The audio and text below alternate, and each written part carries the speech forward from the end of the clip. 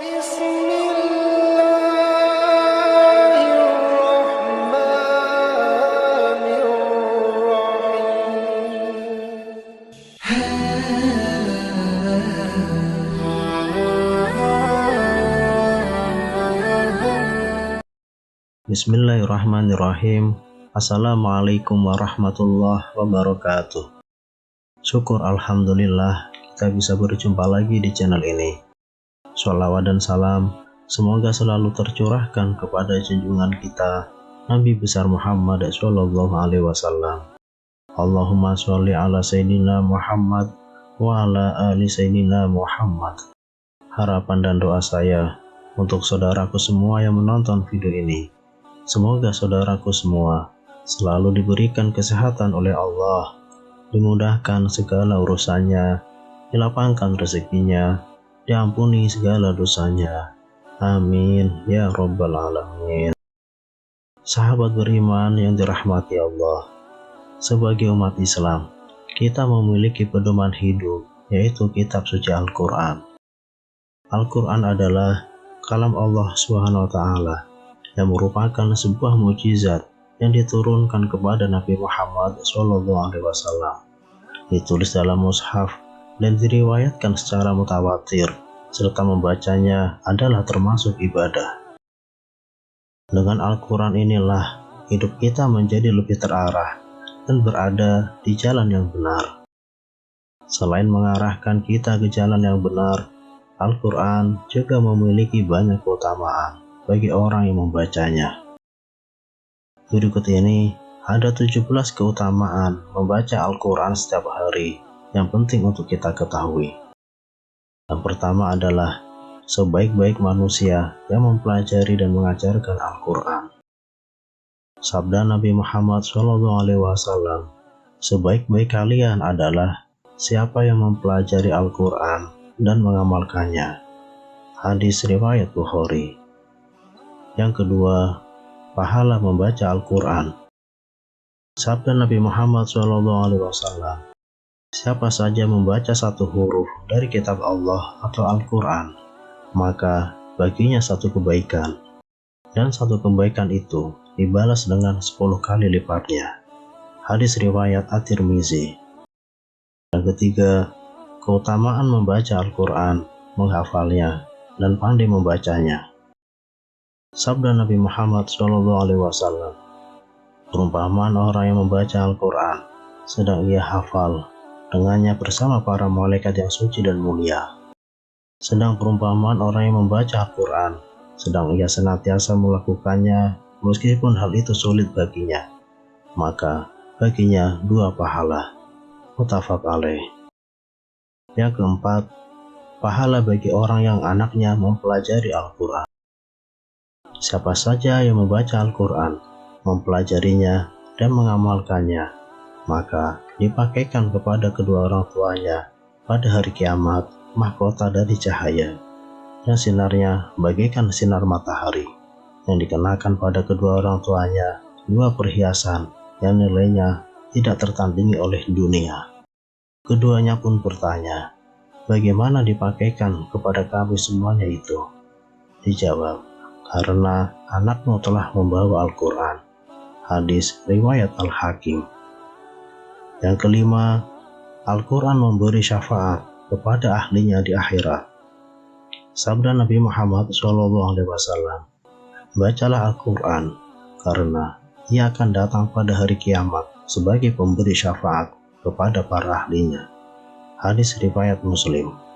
Dan pada sabda beliau Nabi Muhammad SAW, puasa dan Al-Quran keduanya akan memberikan syafaat kepada seorang hamba pada hari kiamat. Hadis riwayat Ahmad dan Al-Hakim. Yang keenam, pahala bagi orang yang berkumpul untuk membaca dan mengkajinya. Nabi Muhammad SAW bersabda, tidak berkumpul suatu kaum di salah satu rumah Allah SWT sedang mereka membaca kitabnya dan mengkajinya, melainkan mereka akan dilimpahi ketenangan, dicurahi rahmat, diliputi para malaikat, dan disanjungi oleh Allah di hadapan para makhluk dan di sisinya. Hadis riwayat Abu Dawud. Yang ketujuh, dapat menenteramkan hati. Dalam Al-Quran surat Ar-Ra'd ayat 28, yang artinya yaitu orang-orang yang beriman dan hati mereka menjadi tentram dengan mengingat Allah. Ingatlah, hanya dengan mengingat Allah, hati menjadi tentram.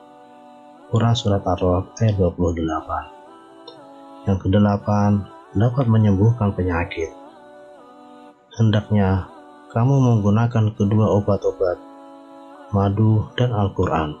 Hadis riwayat Ibnu Majah dan Ibnu Mas'ud. Yang kesembilan, membaca Al-Quran dikurniakan hatinya dengan cahaya oleh Allah SWT dan dipeliharanya dari kegelapan. Diriwayatkan dari Abu Hurairah radhiyallahu anhu, yang maksudnya bahwa Rasulullah SAW bersabda, siapa yang mendengar satu ayat daripada kitab Allah Ta'ala atau Al-Quran, ditulis baginya satu kebaikan yang berlipat ganda. Siapa yang membacanya pula, baginya cahaya di hari kiamat. Yang kesepuluh, pembaca Al-Quran memperoleh kemuliaan dan diberi rahmat kepada ibu bapaknya. Nabi Muhammad SAW bersabda, siapa yang membaca Al-Quran dan beramal dengan isi kandungannya, dianugerahkan kedua ibu bapaknya mahkota di hari kiamat. Cahayanya atau mahkota lebih baik dari cahaya matahari di rumah-rumah dunia. Kalaulah demikian itu matahari berada di rumahmu, dipenuhi dengan sinarnya, maka apa sangkaan kamu terhadap yang beramal dengan ini atau Al-Quran? Hadis riwayat Abu Dawud. Yang ke-11, pembaca Al-Quran memperoleh kedudukan yang tinggi dalam surga. Bersabda Rasulullah SAW, dikatakan kepada pembaca Al-Quran, bacalah Al-Quran, naiklah pada derajat-derajat surga, dan bacalah dengan tartil, sebagaimana engkau membacanya dengan tartil di dunia. Sesungguhnya kedudukan derajatmu sehingga kadar akhir ayat yang engkau baca. Hadis riwayat Ahmad. Yang ke-12, membaca satu huruf Al-Quran akan memperoleh 10 kebaikan. Rasulullah SAW bersabda, barang siapa yang membaca satu huruf kitab Allah, maka ia akan mendapatkan satu kebaikan dengan huruf itu, dan satu kebaikan akan dilipat gandakan menjadi 10. Aku tidaklah mengatakan alif lam mim itu satu huruf, tetapi alif satu huruf, lam satu huruf, dan mim satu huruf. Hadis riwayat Tirmizi. Yang ke-13, orang yang membaca Al-Quran secara terang-terangan seperti bersedekah secara terang-terangan. Rasulullah SAW bersabda, orang yang membaca Al-Quran terang-terangan seperti orang yang bersedekah terang-terangan. Orang yang membaca Al-Quran secara tersembunyi seperti orang yang bersedekah secara tersembunyi. Hadis riwayat Abu Dawud. Yang ke-14, Al-Quran akan menjadi syafaat bagi orang yang membacanya. Rasulullah SAW bersabda dalam salah satu hadisnya, bacalah Al-Quran karena ia akan datang pada hari kiamat untuk memberi syafaat kepada orang yang telah membaca dan mengamalkan isinya. Yang ke-15, Al-Quran adalah cahaya di tengah kegelapan. Sabda Rasulullah SAW, aku wasiatkan kepada kalian untuk bertakwa kepada Allah dan Al-Quran. Sesungguhnya ia adalah cahaya kegelapan, petunjuk di siang hari, maka bacalah dengan sungguh-sungguh. Hadis riwayat Baihaqi. Yang ke-16, Ahlul Quran adalah keluarga Allah SWT. Sabda Rasulullah SAW, sesungguhnya Allah mempunyai keluarga dari kalangan manusia. Beliau SAW ditanya, siapa mereka wahai Rasulullah? Beliau SAW menjawab, mereka adalah Ahlul Quran. Mereka adalah keluarga Allah dan orang-orang khususnya. Hadis riwayat Ahmad dan Ibnu Majah. Yang ke-17, yang mahir membaca, dia akan bersama malaikat, dan yang terbata-bata mendapat 2 pahala. Sabda Rasulullah SAW, orang yang mahir membaca Al-Quran kelak mendapat tempat di surga bersama para utusan yang mulia lagi baik. Sedangkan orang yang membaca Al-Quran dan masih terbata-bata dan merasa berat dan susah, maka dia mendapatkan 2 pahala. 2 pahala ini salah satunya merupakan balasan dari membaca Al-Quran itu sendiri. Sedangkan yang kedua adalah atas kesusahan dan keberatan yang dirasakan oleh pembacanya.